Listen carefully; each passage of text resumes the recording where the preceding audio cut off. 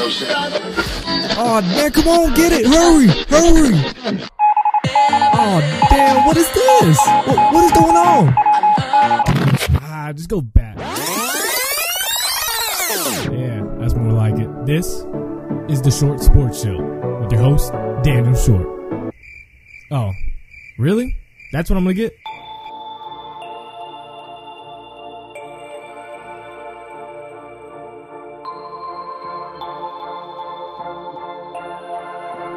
Welcome to the Short Sports Show. I'm your host, Daniel Short. Today is Wednesday, July 27th. And boy, do we have a jam-packed show for you guys. I am excited. We have everything to talk about. College football news, the NFL, and some basketball news, of course. It is completely jam-packed. We got everything you need to get your week continuing, really, because it's a Wednesday. It's not really getting the week started. But however else you listen to the show, we got a jam-packed. Thank you guys so much for joining. Once again, college football news is, we got a lot of discussion videos we're going to talk about. A lot of videos that are, a lot of topics, I should say, that are really going to be really just trying to get what you guys think about the situation, as well as, where I stand on some of these things. But it's going to be a fun show. I thank you guys again so much for joining us. As always, follow me on Twitter at Short Sports Show, and become a fan on Facebook, The Short Sports Show.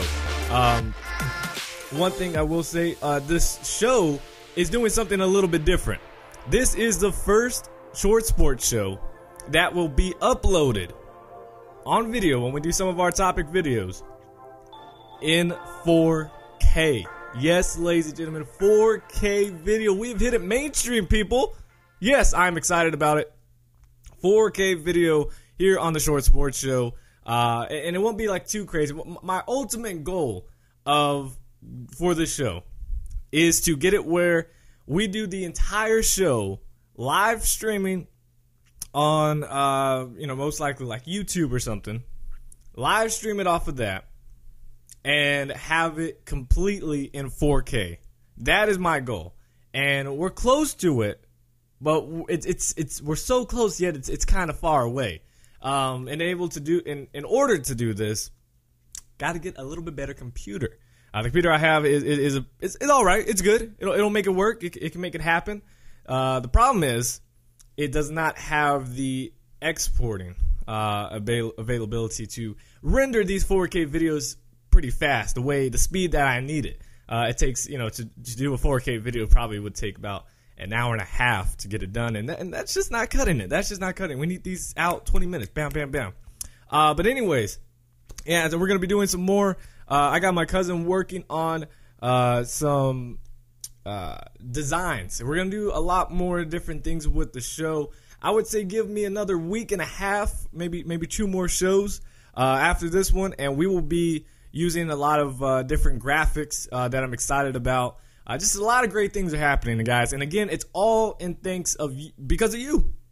Without you guys, I would, again, like I always say, would be talking to a microphone for no reason. You guys have made opportunities come up that would not have otherwise, with just all because of you, all because you just listen to the show, listen to me rant. It's amazing. So honestly, thank you guys so much. Let's get on with the show. Let's get on with what you guys want to hear. And of course, one of the news that happened earlier this month and didn't really get talked about too much after that is former Baylor quarterback Jarrett Stidham. He has informed multiple sources that he has received his release from the school yesterday, and has 3 seasons of eligibility elsewhere and will be able to play again in 2017. Here's the problem. First we'll talk about his freshman year. He did pretty good. He had stepped in. Seth Russell got hurt, and he stepped in. 1,200 yards passing, 68%, almost 69% completion rating, and completion percentage. 12 touchdowns and 2 interceptions. Not bad at all. Not bad at all.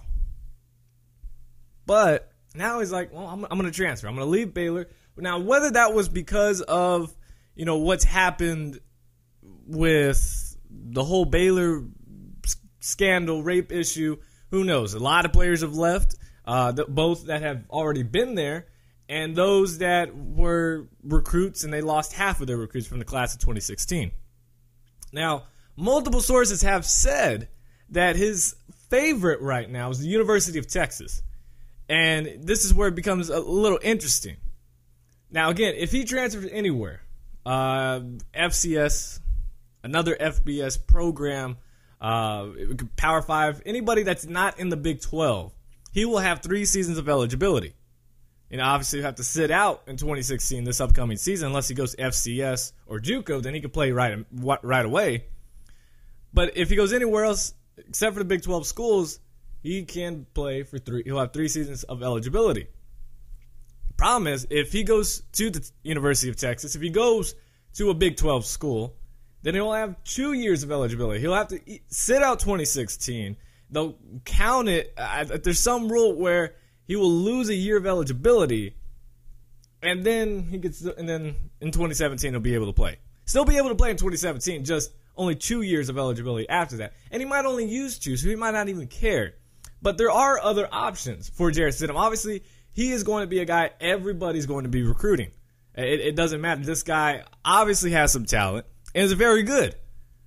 So a few options that have just popped into my head. These are not somewhere where I've read or anything like that. These are just purely just options that came into my mind. And I want to hear yours as well. Clemson, Houston, Ohio State, Alabama, USC. That's just to name a few. Obviously, a lot of other schools are going to be vying for him. They all want him. But this is the part that doesn't really make sense, though. Now, he's saying that he really wanted to transfer because he wants to play immediately, right? And there's a good shot that, hey, Seth Russell, he could get hurt again. You could step right in. And you could still, and either way, you would take the reign come next season because Seth Russell is a senior and you step right on in, right? But apparently, he was upset about not getting as many snaps. And he really thought Seth Russell would just be a starter this year. So that's why he wanted to transfer. One of the reasons. Baylor interim head coach Jim Grobe said, quote, "I don't care if you're a freshman or a senior. If you've earned the snaps, you're going to get the snaps. But in Jarrett's case, I think if he's felt like going forward, if he ended up like he was last year behind Seth and only got 20-30% of the snaps, then he'd be wasting a year of eligibility. So that was his consideration," end quote. So if he wants to play immediately, then his only options are to go JUCO or the FCS route. That's it. There's nowhere he could go in the FBS that he could play this year. So it's kind of like, all right, you want to play immediately, yet if you want to end up going to one of these big schools, or any school in the FBS, in Division I, you're still going to have to sit out. Baylor still gave you an option to at least play. So my question is, again, the only way he can play immediately is transferring to JUCO FCS. That's it. Otherwise, he's going to have to sit out, get his 3 years of eligibility later. Now, there was some talk that he was going to go to some Waco junior college and not even play football and just let that time pass, and come spring, boom, transfer to the University of Texas. That's been the talk. And as a TCU fan, Jarrett Stidham, I recognize his talent. And him going to Texas, that would definitely be something. And Texas would take him with open arms.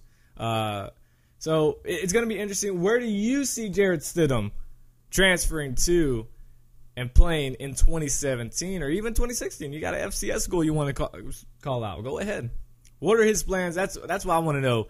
I think he will just end up transferring. Either he does that Waco Junior College, and then in the spring he'll transfer somewhere else, or that means not even play football, which is completely different than just staying at Baylor and you possibly could have played, or he just goes ahead and just transfers to a big time school. I mean, you think about it. Deshaun Watson, he's most likely gone from Clemson after next season. Houston, Greg Ward is gone. I know they're bringing in Kyle Allen, but Jarrett Stidham feels like he could be better than him. Step right on to Houston. Ohio State, they get quarterbacks every single year. They're getting about 3 or 4 every recruiting class. But if he wants to go play for Urban Meyer and go to a big-time school like Ohio State, there you go. If you want to go to Alabama, they got a spot. They got a spot. I mean, the Elite 11 Tua, I can't remember his last name. That guy was good. But Jarrett Stidham might be, he's already a little bit better than him. So, could go to Alabama. USC, they don't really have any quarterbacks right now. Could be a spot. And again, there are dozens and dozens of other schools. So don't think if I left your school out that I don't see them going there. It's just those are some of the big-time schools that will have a quarterback opening here very soon. And depending on what offense he wants to play in, I mean, he can really step into a pro-style offense, or he can step into any type of spread offense, whatever it might be. I don't see like an Oregon type thing. I don't see him doing that. But there are options for him. Let me know where you guys think he will go. So, again, we have Florida quarterback Tyronn Harris. Now, this guy, I was very high on him in the beginning, right? I believed in this guy because he had some talent. But he failed to do the necessary things off the field to become a better athlete, better quarterback, and a normal person. So he is now transferring from Florida. The school confirmed Monday. Now, he's a junior, and he was 9-6 as the starting quarterback for the Gators during his time. But they moved him to wide receiver because they just didn't feel it. They ain't feeling it anymore. Because even when he got his time back after Will Grier took over and then got suspended, and so they gave it back to Tyronn Harris, he didn't do that well at all. As his freshman year, though, it showed potential. He went 4-2 and threw for 1,000 yards and 9 touchdowns.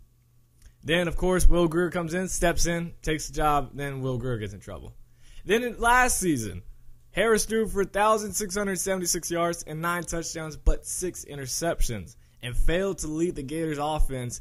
And really, Florida was not that far away from being one of those top premier teams, and even possibly talked about in the playoffs, because their defense definitely had the defense worth of shutting down some of the top offenses and playing some big games. Now, of course, they end up getting run over by Michigan in the bowl game, but let's not talk about that right now. If they had an offense going, there might have been some different things here. That was not the case. And then, of course, Harris's career his short college career has been really looked at through his off-the-field issues. Following a comeback win in 2014 over Tennessee, he was accused of sexual battery and suspended from the team. His accuser later withdrew her complaint, but Harris was suspended for the Florida's games against LSU. And then last season, he was suspended for the Tennessee game because of violation of team rules. Him, along with Antonio Callaway, have been suspended from the team in January.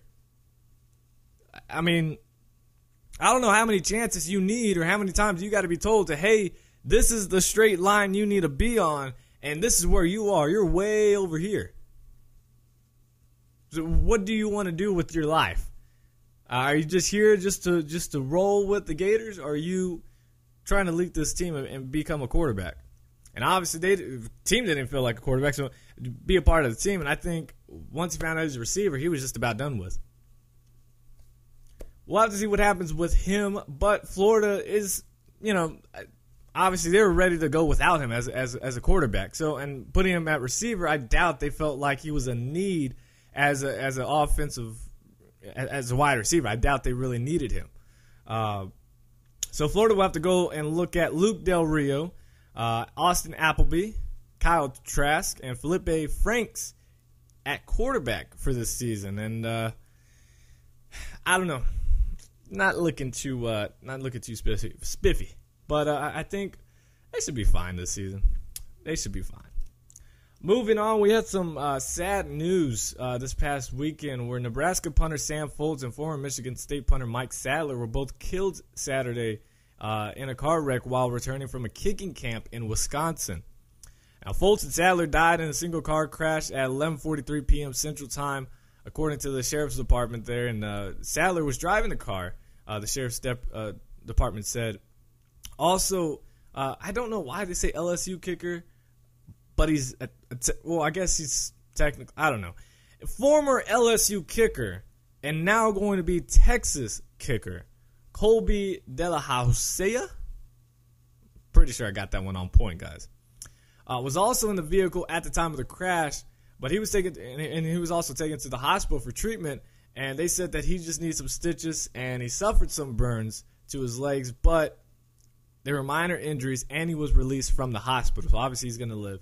But sadly, Foltz and Sadler, they had been serving as student instructors at Cole's kicking camp in Wales, Wisconsin, right before this happened. And it's sad because it shows, man, these guys were doing the right thing. They were giving back. They were, doing the right thing. And something like this has to happen. It's terrible.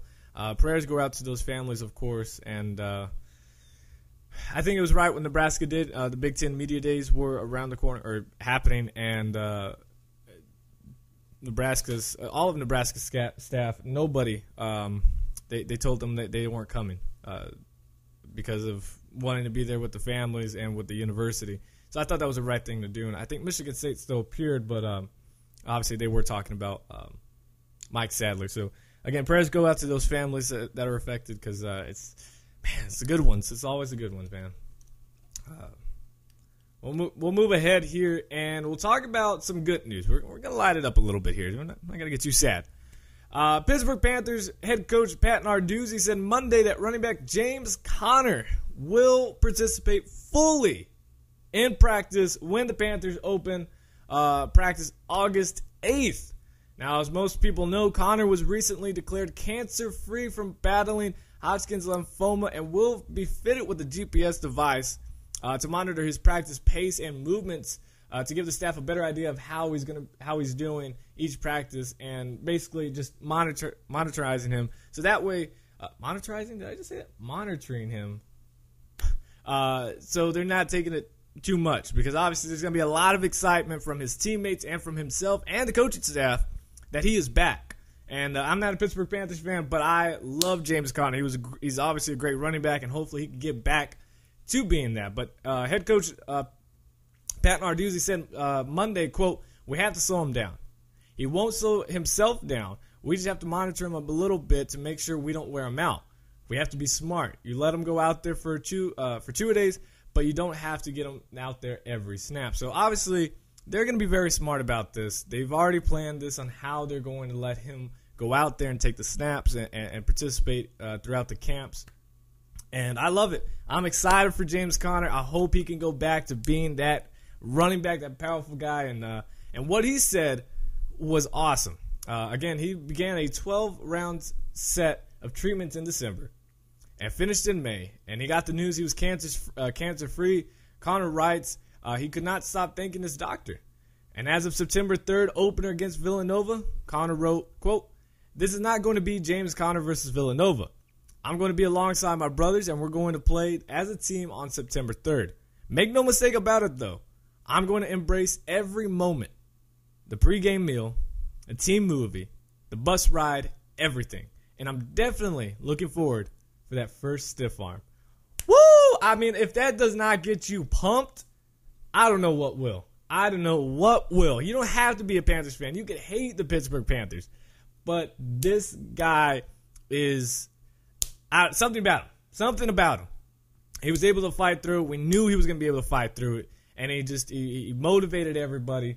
And I'm so excited that James Conner is going to be back and ready to go. And I'm looking forward to that Villanova game. That game has to be on one of the ESPN 3.com, where you get all the games, right? It's got to be on one of those. I know it's not going to be the headlining game and that they're going to show because it is Pittsburgh versus Villanova, not really, woo! But this is James Conner's first game back, and they got to have it on there. Someone's got to have it on there, and if not, I'll go somewhere to watch it because I want to watch this. I'm a huge fan of him, and looking forward to seeing James Conner back with the Pittsburgh Panthers.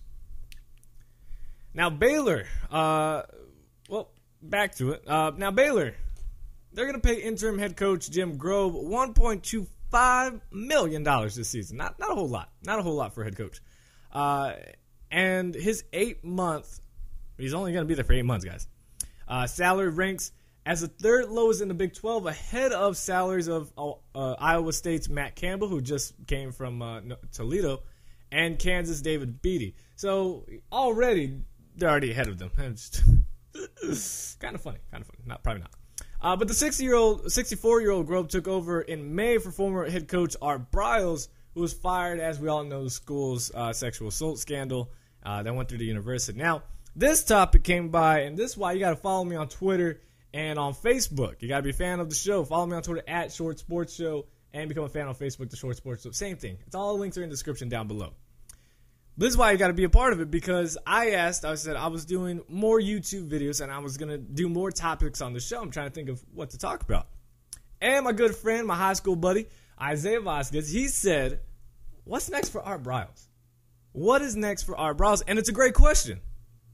What is next for Art Briles? I looked around, and I couldn't find a thing about what is next for Art Briles, and it got me thinking, because it's easy to look at it both ways. You look at it and say, well, his career's got to be done. How can a university hire Art Briles and as a head coach of a football program leading these young men after he failed to do so at Baylor? And then you look at it the other side, well, after a year of, because obviously he's not coaching this season. 2016, no, it's not happening. So, it's another way of looking at it is, well, after a year, maybe he's learned a few things. Maybe he's been able to look at himself, look in the mirror, and say, I need to change. I got to make better decisions. And maybe he proves that to a different staff, because trust me, there's going to be a staff out there that's going to want to interview him and possibly hire Art Briles. And maybe they look at it on the football standpoint like, he rose Baylor's program, because Baylor historically is very bad. It's very bad. They may have, usually they would go, every 50 years they would suck, and then 1 year they'd be good, and then back to another 50 years of sucking. Honestly, it's been that way. And I'm not just saying TCU fan, I represent, but being smart here. But on the other side, they might be saying, well, he could create our program to reach high pinnacles of football. So again, that's what we're going to talk about. And in the end, I want to hear what you guys have to say about what's next for Art Briles. Again, so he's going to be out for this season, and maybe he'll have time to reflect and look at the terrible decisions he made, but also look at the football side and evaluate his offense, because he's a genius. He's an absolute offensive genius going forward. Now, you're probably saying, who's going to want to hire him after the mess he created at Baylor? And to that say, well, that's a damn good question. But there's someone out there. Good or bad, whether you agree or not, there is someone out there. Now, again, like I said earlier, it's easy to look at the football side of it and say, well, there's about a dozen top football program or any programs that would hire him. But the baggage that Briles now has will follow him forever. And I mean, what school's going to want to have that? It's not going away. It's never going away. He is always going to be linked to not what the success he had at Baylor, but the fall that he created at Baylor University. He will always be linked. Whether you're a Baylor fan or not, there's no disagreeing with that. He will always be linked to it. Now, he could pull a Ray Rice move and say that he'll donate his entire salary, whatever that next year's salary would be, to an organization, but it's still not going to work for him. It might work for Ray Rice because it's been a few years, and most people are willing to give Ray Rice another chance, which I agree with, and I have that video you guys can watch on Ray Rice. But for Art Briles, it's not going to work. It's just not going to work for him. It'd be great at first, but then people are going to be like, no. Now, Art Briles, he's only 60 years old, and will be 61 by the next time he coaches. And that's still a good age, a really good age for coaching. So the question of him having any gas left in the tank of wanting to coach and have the fire inside of him, that's thrown out the window. He still has the fire in him to coach again. Or at least he should. Now, here comes a few questions. Does he want to live through his son Kendall Briles, a.k.a. Baby Briles? Because Kendall, this is his last year at Baylor too. Baylor cannot give the head coaching job to Baby Briles. They cannot have another Briles on the coaching staff as a head coach. It can't happen for the next, maybe 10 years. They would look bad on Baylor. They could do it, but it would look very, very bad. So Kendall Briles, Baby Briles, he's out. He's out after this year, and he's going to be a hot name. I mean, everybody's going to want Baby Briles. Again, he might kind of run into that same situation with Art, but not too much. I think the baggage will be a little bit less on him, and teams and schools will be more willing to offer him a head coaching job. Or will there be a school who will take a chance with Art and say, let's prove them wrong, and let's build something right? Now, football-wise, there are a good amount of schools that would look at hiring Art Briles. And I'm going to throw out some names, and if I throw out your school, don't get upset. Do not get upset, okay? Just relax. Just hear me out first. Colorado, FIU, Hawaii, most of the Louisiana schools. And I'm not joking around. I'm being serious here. I'm going to wait for this one. I was going alphabetical. I'm going to wait on this name. Oregon State, SMU, if Chad Morris were to leave, and a lot of people are linking Chad Morris to Baylor, and then Mark Briles to SMU. UTEP, Troy, Vanderbilt, and Wake Forest. Wyoming is another one. Those are some that just came to mind, right? When I was getting this story together, this is something that came to mind that would look past Art Briles' screw-up and say, all right, let's go ahead and hire him, because a lot of these programs that I just named right here have no football history.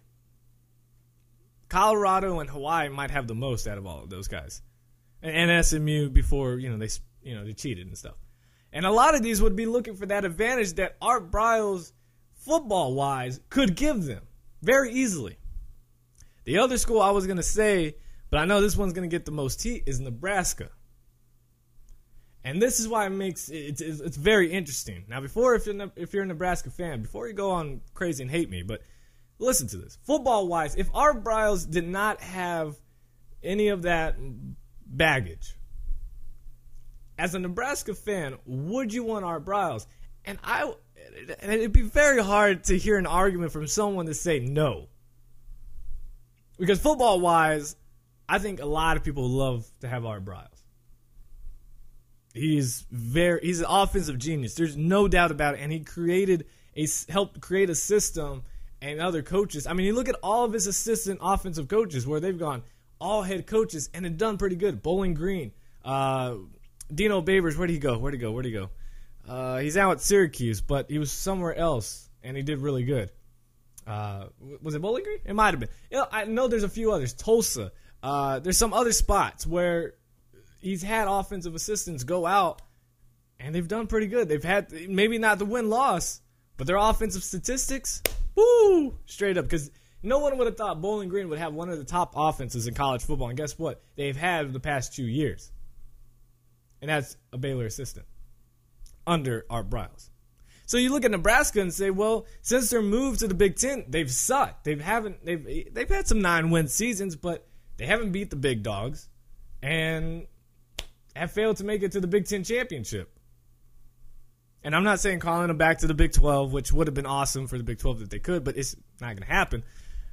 But if Art Briles goes to Nebraska, man, you're talking about if they can get historically back to that defense that they used to have, the black shirts, and then you have an offense run by Art Briles, woo, you changed up the game right there. You changed up the game at Nebraska, something they haven't seen in a very, very long time. So that's why I threw that name out there. Colorado, they've sucked at the Pac-12. You bring him in there, maybe it lights the fire. FIU, I mean, them and FAU, they're okay, but hey, there you go. Hawaii, it seems like every old coach always ends up going to Hawaii, so maybe they take it. Most of the Louisiana schools, I think every Louisiana school except for LSU, Art Briles could go there. I mean, you got Louisiana Tech, Tulane, a few others. I mean, it could make sense. Oregon State, I mean, I know they just hired the guy that was at Nebraska, and he's not really that good. SMU, they almost hired Mac Brown. I mean, what the heck? UTEP, I think they're actually probably good. Maybe I should scratch them off. They've been kind of building a program there. Troy, nobody. Vanderbilt, I know they got Derek Mason, and defensively, Vanderbilt's done pretty good. Offensively, not so much. And this could be, I think that's out of the SEC, the most big-time school that would hire Art Briles would be someone like Vanderbilt. Wake Forest, no one really there. And Wyoming, the guy from North Dakota State is the head coach. He hasn't worked out so much at Wyoming. So there you go. So my question is, what's next for Art Briles? Is his career completely over? Because the mistakes that he made, it gives a lot of reason to think that his coaching career is completely over. I mean, he can't even serve as an advisor. But will some schools look past it? And there's a lot of people that think that they would. I think there are some schools that will look past it. But it's hard to think that they would and let Art Briles lead young lives again. That's why I'm leaving it up to you guys. I think he will end up coaching in 2017 somewhere, whether that's with Baby Briles or with someone else or just by himself. But I think there is someone. I think there is some school that will hire him in the Division I ranks, the FBS level, that he will end up going to. Let me know in the comment section down below. Again, follow me on Twitter at Short Sports Show and become a fan on Facebook, The Short Sports Show. Woo, ladies and gentlemen, I'm telling you, it's crazy. I really want to hear what you guys think about it, and I don't know. Let's take a quick break. We haven't taken one yet. Listen to InnerGrind as well as Patreon. Today's show is sponsored by InnerGrind. Based out of Houston, Texas, let former Texas State linebacker Michael Rakpo help you reach your fitness and nutrition goals. With personal training classes that start at $40 a session, why not be a part of this rising program? Now, whether your goals are to lose weight, gain muscle mass, find the right off-season program, or even for you ladies out there to get that booty blast, you can do it all with InnerGrind. Not a Houston area, not a problem. InnerGrind has a program that is personalized just for you. InnerGrind has everything you need to meet your personal and healthy goals. NFL linebackers like Titans Brian Orakpo, Chiefs Derek Johnson, Buccaneers running back Charles Sims, and San Diego Chargers cornerback Craig Mager, along with many other young athletes, have already begun. Find your personalized workout and nutrition plan at InnerGrind.com and call 832-475-2829. That's InnerGrind.com, 832-475-2829. Unleash your inner grind. Hey guys, sorry to interrupt the show, but I want to say first off, thank you for all of your support. Without you, I'd just be some guy talking to a microphone. And I got some amazing news. I recently joined Patreon. And in case you're wondering, Patreon is an amazing way for you to earn some sweet rewards by supporting the Short Sports Show. I promise you, you will love the perks, and your support will help build this show. Go to www.patreon.com/theshortsportshow and view the amazing rewards you would get directly from me to you by donating to the show. The link is in the description, so when you have some time, check it out. And again, thank you for listening and supporting the Short Sports Show. Now back to me rambling on about something. And we're back. The Cleveland Browns wide receiver Josh Gordon has been reinstated on a conditional basis from his indefinite suspension for multiple drug violations. The NFL announced Gordon's reinstatement Monday, saying he will be suspended for the first 4 games of the regular season, and he will be allowed to join the Browns at their training camp, which starts Thursday, to participate in all team meetings and activities. But right when the good news happens, there's some bad news for the Browns. It happens. I'm sorry, Cleveland. It's just how the world works right now. Josh Gordon's return to the practice field, though, has been a little bit delayed. The wide receiver reported Tuesday with a quadriceps injury that will sideline him for the first couple of weeks of training camp. This is not a joke. The Browns placed him on an active non-football injury list. Gordon hurt his quad while working out on his own this summer. Yeah. I find it funny. I find it funny. It sucks. Josh Gordon, I don't know. Cleveland Browns have just bad luck after bad luck over and over. I just don't understand why it happens to him so much. Gordon, he will be permitted to remain with the team during his 4-game suspension. And again, it's a very unique situation because you look at it, well, what about Tom Brady? Tom Brady was told that he can't be with his team. He can't practice with the team. He can't even throw with his teammates off the, like he could go to his own house and he's not supposed to throw with his own teammate. Anybody. It's just, he can't. But Gordon, he's allowed to be with his team and really just with his team. Now, he was suspended for two games in 2013, then 10 games in 2014, and then the entire 2015 season because of violating the NFL substance abuse policy. And you would think 3 strikes, your ass is out. Nope, they're giving him another shot. And again, I believe in giving someone chances and second chances. That was 3 times. 2 games, 10 games, an entire season. He's got to have learned his lesson by now. Because if he dares to go near any type of illegal substance or any substance that is within that substance abuse policy of the NFL, I think he's done. Career over, done, not coming back to the NFL. Because it makes no sense that you cannot learn, because the first time you can screw up your first 2 tests and you won't be suspended for anything or even fined. After you failed the 3rd test, that's when suspensions kicked in. So he failed it 3 times before he got that 2-game suspension in 2013. And then it happened again in 2014 for the 10 games, and then the entire 2015. How many chances do you need? How many times do you have to be smacked across the face to learn? Don't do drugs. Stay away. Wait until your career's over with. It's mind-boggling. I do not understand. Now, he was denied reinstatement in April after reports said that he failed a drug test because of diluted samples that can also be tested positive for marijuana. Now, the level of marijuana did not meet the NFL's threshold for suspension, but again, a diluted sample are considered the same as a positive test. Therefore, he was screwed. Now, the Browns have continually said they will not address Gordon's situation until the league decides whether Gordon will be reinstated, which has happened. And then they said the Browns would sit down and talk with Gordon to assess his frame of mind and his attitude before making any decision to take him back. And that has already happened, according to his agent, Drew Rosenhaus. And looks like they're good to go, except for the injury. Now, again, so with the Browns keeping him, it makes a Week 5 matchup pretty interesting. I mean, the Browns could go 0-5, and the Patriots could go 2-2, or excuse me, 0-5, 0-4, and the Patriots could go 2-2, 3-2, or 3-1, whatever the record might be. And we could have a showdown from Week 5 when Josh Gordon returns to the Browns and Tom Brady returns to the New England Patriots. So it makes this matchup a little bit more interesting, you know, because we all knew Tom Brady's coming back against the Browns, and, well, Browns suck. They're going to get beat up. Then Josh Gordon comes back. Maybe they're hyped up too now.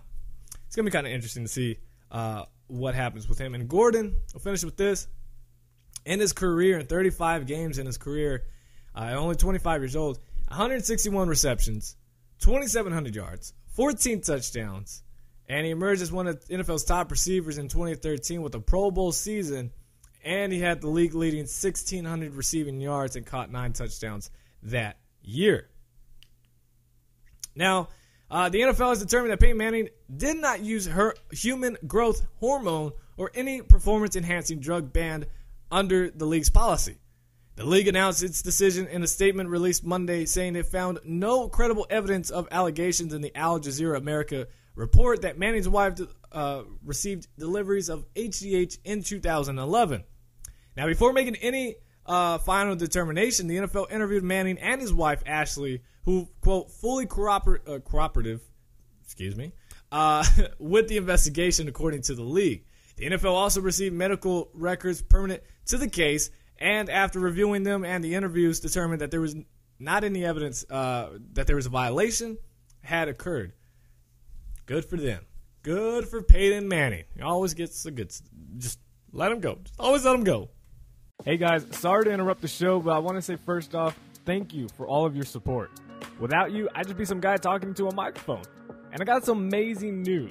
I recently joined Patreon. And in case you're wondering, Patreon is an amazing way for you to earn some sweet rewards by supporting the Short Sports Show. I promise you, you will love the perks, and your support will help build this show.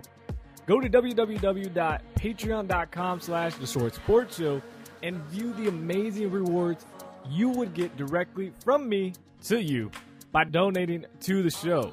The link is in the description, so when you have some time, check it out. And again, thank you for listening and supporting the Short Sports Show. Now back to me rambling on about something.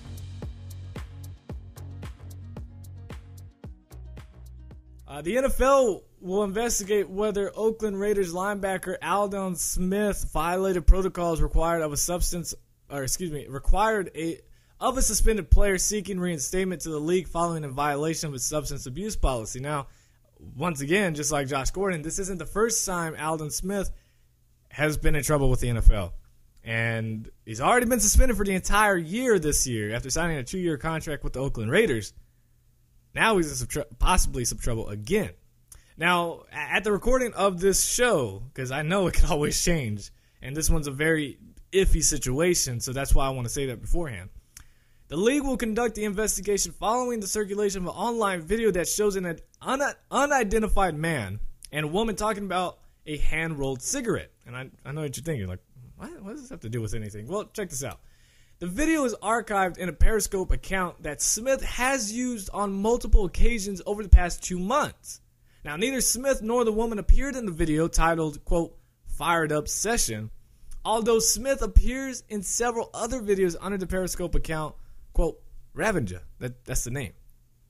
Now, at one point in the video, the woman tells the man that he shouldn't quote, "he shouldn't even be posting that," and that it's, quote, "hella stupid," as the man holds the lit cigarette.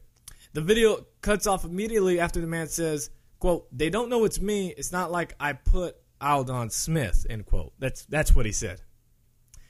Again, Smith currently is serving a year-long suspension that was handed down in November when he violated the NFL substance abuse policy. He will be eligible to apply for reinstatement in September, 60 days before the 1-year anniversary of his suspension. And again, he signed a 2-year contract with the Oakland Raiders. He re-signed with them this past April because he finished last season with 3.5 sacks in 9 games, including 7 starts. And he kind of showed some flashes of what it used to be with Aldon Smith when he was with the with the 49ers. And now this situation comes up. And if it is him, it's just, I mean, what are these players thinking?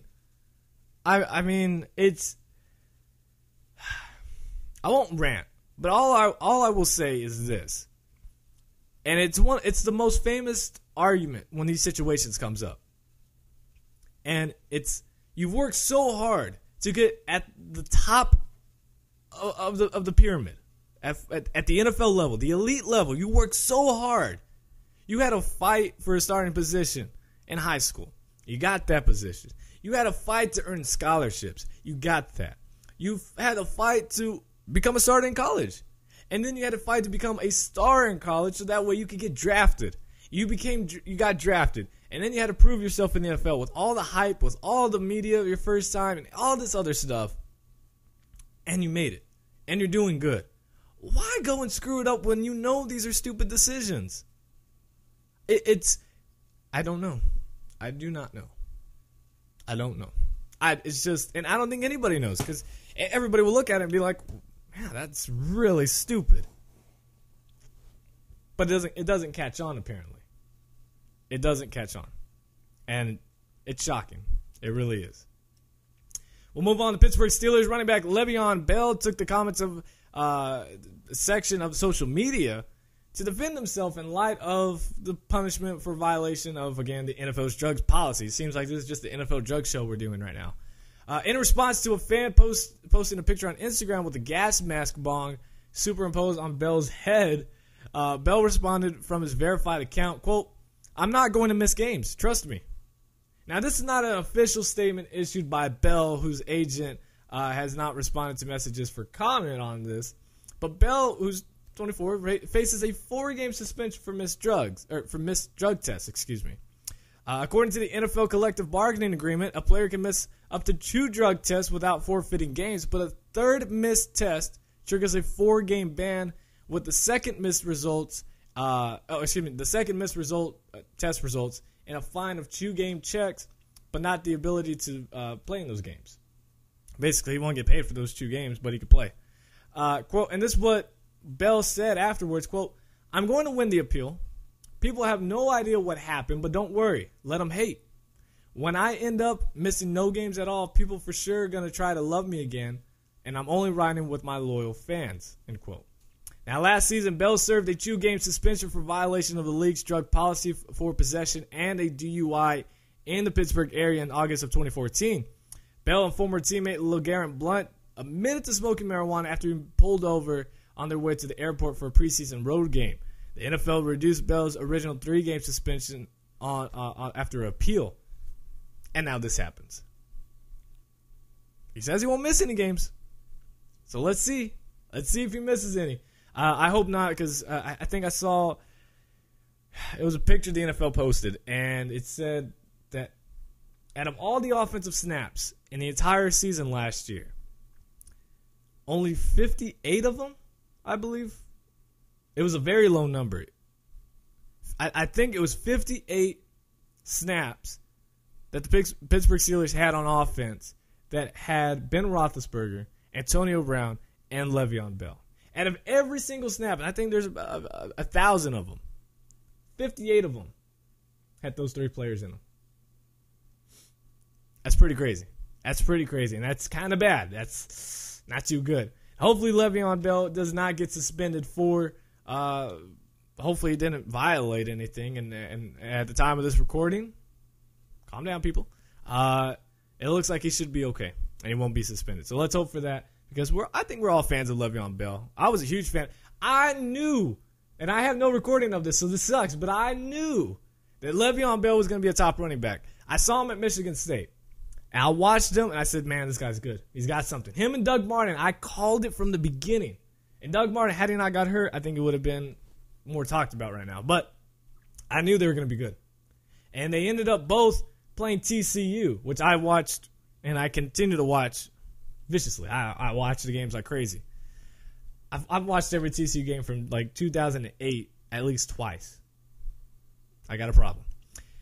And I watched them and I said, these guys, and TCU's defense at the time, it was literally the number 1 defense for about 3 or 4 years in a row. I mean, we knew what we had. And these guys put in work. And I said, man, these guys are special. And I kept hoping the San Diego Chargers would have drafted him. And I guarantee if I was in management, well, I wouldn't have drafted both. I don't know. I might have drafted both. But I'm just saying. I knew. I called it. I have no record of it, but I'm just saying. I know I did. I said it. But I'm just saying. Le'Veon Bell, don't make me look bad. All right. The Seattle Seahawks and general manager John Schneider have reached an agreement on a contract extension the team announced Sunday night via a tweet from the owner, Paul Allen. The deal is 5 years and expected to make Snyder among the highest-paid GMs in the NFL. His contract was set to expire in 2016 after 6 years with the Seattle Seahawks, and the new deal is, again, for 5 years with roughly $3.75 per year, which is not bad, and should be the highest paid, or close to the highest paid, as a general manager. They also reached an agreement with head coach Pete Carroll on an extension through 2019. And with Carroll and Snyder at helm, the Seahawks have won 60 regular season games over the past 6 years. And in the NFC, only the Green Bay Packers have more victories in that span. Very, very cool stat. And for one day I can work for John Schneider. I would love to interview him and also work for this guy. This guy's a genius, and I admire him so much. And I would love to have to work for him because, Seattle Seahawks. One, I love Seattle. I've already told you guys that. And shoot, to learn from that guy, I'd be a sponge, man. I would just pick up every single thing that he would be able to teach me. The Seattle Seahawks are also trying to look at signing Michael Bennett. Now, Michael Bennett is looking for a 2 to 3 year extension with new money in the range of the top 6 or 7 defensive linemen in the NFL. And this is why. Bennett has 2 years remaining on his current deal, and according to OverTheCap.com, he's slated to make base salaries of $4 million and $6 million, none of which is guaranteed. And that makes 37 defensive linemen who have more guaranteed money than Bennett in their current contracts at the time of his signing. The seven highest paid defensive linemen in the league are all making more than $14.2 million per season. That's almost $10 to $8 more million. That they're making more in 1 year than Michael Bennett. And Michael Bennett's given a lot. Most, when people are asking for more money and they have already a big contract, they're like, well, they're asking for too much. Michael Bennett, I'm on his side right now and saying, no, I want him to get a new contract. I want him to get a bigger contract because he deserves it. He really does. Last season, 10 sacks, 19 tackles for a loss. Bad part for him, he's in a difficult spot. Considering the next time he's scheduled to hit the open market as a free agent, he'll be 32 years old. That gives the Seahawks the leverage here. Because he's under contract. If he holds out, he misses game checks. The whole point of playing is because he wants more money, not losing more money. At the same time, this is a team that's gearing up for another Super Bowl run, and Bennett is one of the main members on defense. So it's the organization's best interest to keep him happy going into the season. And I think they're going to work something out here. I think they have to work something out. But we'll just have to see. Now, one of our last discussions we are going to have here for the show for this week is the Atlanta Falcons announced Tuesday that they have released veteran receiver Devin Hester, the most accomplished return man in NFL history. Now, last year, it wasn't so much. Hester missed the first 11 games of the 2015 season as a result to a toe injury, which he had surgery in January. He did not participate in any offseason activities while recovering.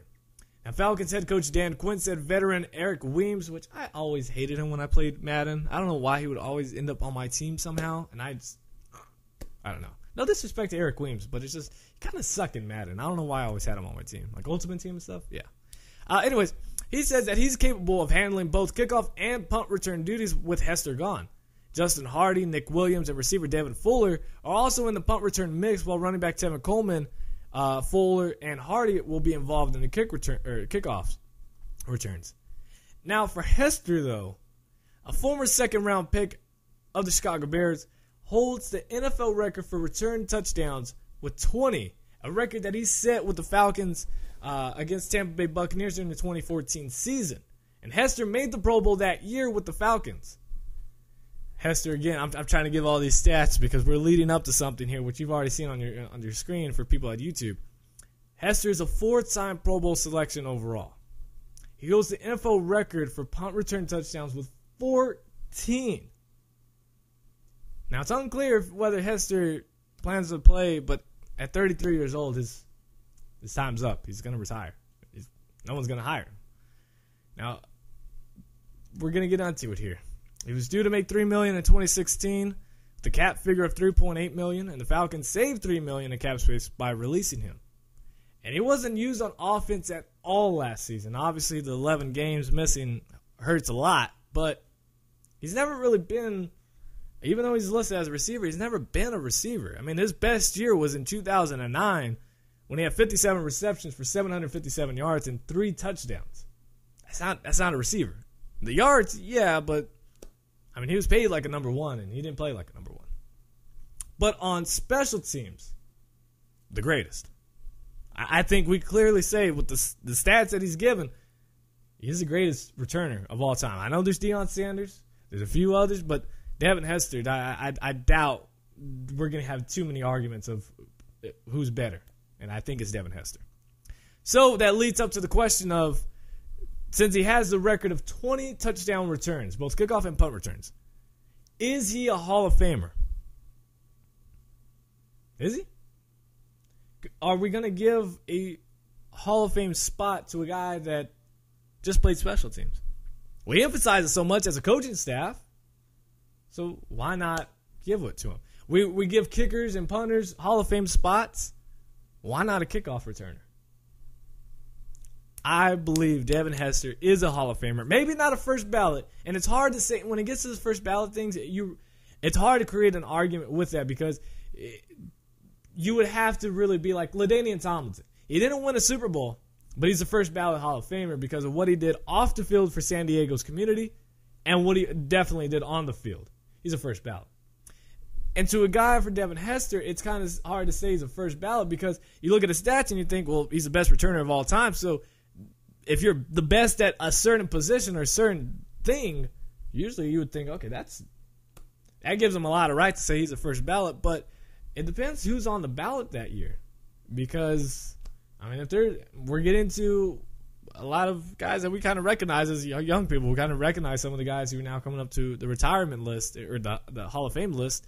And you start thinking, well, man, those are some good receivers, good defensive ends, a good quarterback. Oh, man, I don't. And you got to obviously have the old timers in there, and that one management guy. So you start looking like maybe Devin Hester might. And it's hard to think because it depends. It's 5 years from now is when he's eligible. Who's going to be eligible in 5 years? I don't have the time to look at it, but I believe he is a Hall of Famer. It's hard to say he's the first ballot. Not that doesn't disrespect him, but it's hard to say. I wouldn't be surprised if he is, but I'm also not going to be surprised if he isn't. But I would be surprised if he's not in his first 3 years of eligibility. And that's stretching it. That's stretching it because, again, you don't know who's going to be eligible at that time. There could be a lot of good players who are eligible in 5 years from now and say, well, they got to get in for sure. But Devin Hester will be a Hall of Famer. We have to do it. We emphasize special teams so much, and it might be a dying breed here soon because the NCAA has talked about possibly cutting kickoff returns. I mean, we might not be seeing kickoff and punt returns much often here in the next 3 to 5 years. We got to give it to the guy who made it so special for everybody to watch. Except for that opposing team when you're like, don't kick it to Hester. And he kicks it to Hester and he's gone. We all had that fear. Unless you're a Bears fan. Everybody had that fear. I believe he is. Is Devin Hester a Hall of Famer? Let me know in the comments section. And follow me on Twitter at Short Sports Show. So, we move on. And the Dallas Cowboys are not really too happy right now. Defensive end Randy Gregory is facing a longer suspension due to another violation of NFL substance abuse policy. Okay, we're talking about drugs too much. This is it. That's the last time we're talking about drugs, guys. Don't do drugs. Let's see. He's already handed a 4-game suspension earlier this offseason, and Gregory would miss the first 10 games for at least his 4th misstep under the substance abuse policy. And it's not clear if Gregory failed another test or missed a test. But he screwed up. And again, remember, a missed test is the same as a failed test. Now, Gregory's representatives are still working on his appeal of a potential 10-game suspension. And he's entered an undisclosed treatment facility and is not expected to report to training camp with his team this week. So, in 12 games as a rookie last year, after everybody saying, don't pick him up, don't get him. Cowboys did it anyways, didn't even record a single sack. Cowboys credit him with 11 tackles and 16 quarterback pressures to go with 1 tackle for loss. Not too good. Not too good. Colin Kaepernick is now. We're going to speed through this because we're running out of time here. We got to talk about some NBA news. Colin Kaepernick is medically cleared to fully practice with the team as of Tuesday, so he's good to go.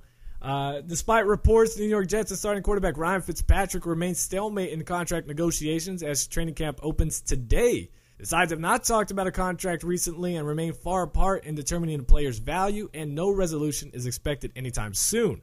Again, in February, the Jets offered Fitzpatrick a 3-year, $24 million deal, according to sources, and it included a $12 million the first year, but only $6 million in each of the last 2 years, essentially backup money.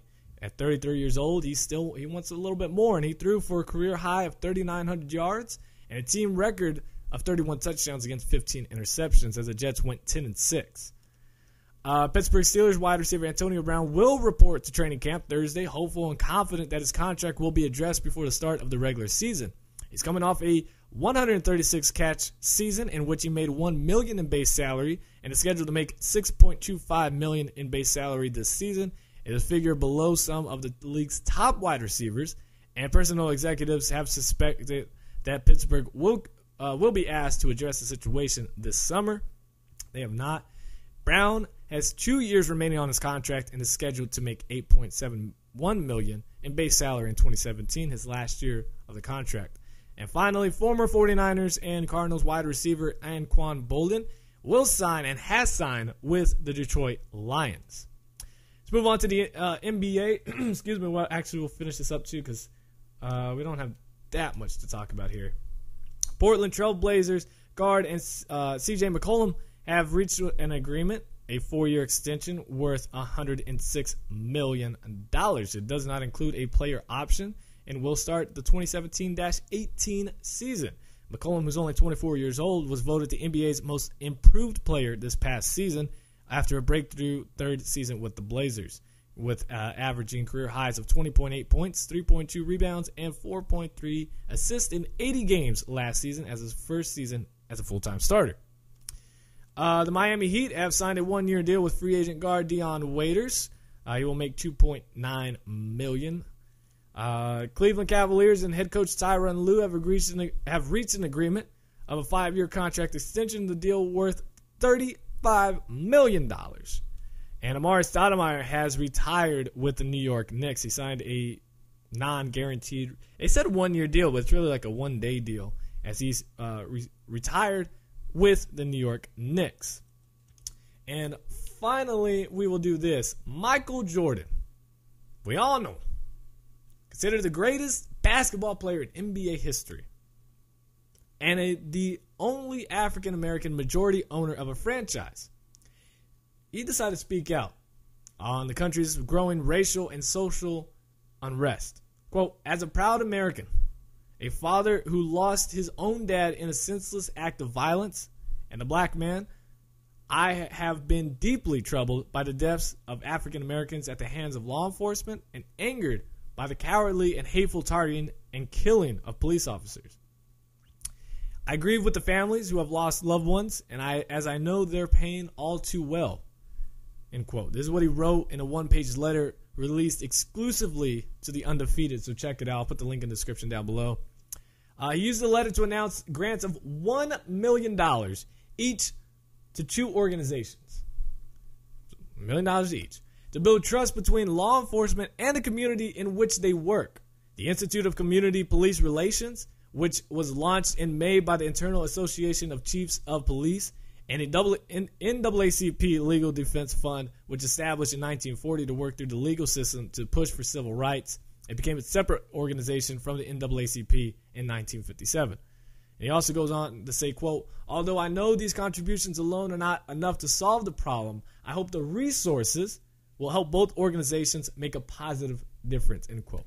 Now, I wanted just to leave just samples in it because I want you to truly read what he wrote because it is very powerful in what he said. And I wanted to make a separate video on this because while some listen to the whole show all the way through, in case they didn't and only want to get parts, I wanted this to be its own thing because it's very important to what he's doing.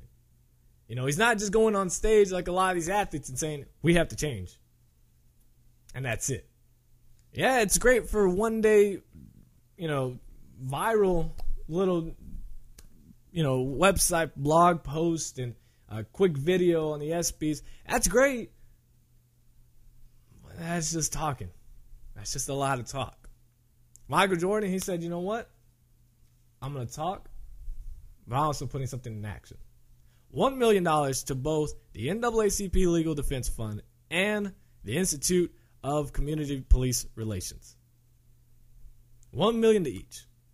That's talking about how he feels and what is going on in his point of view of things, and also action.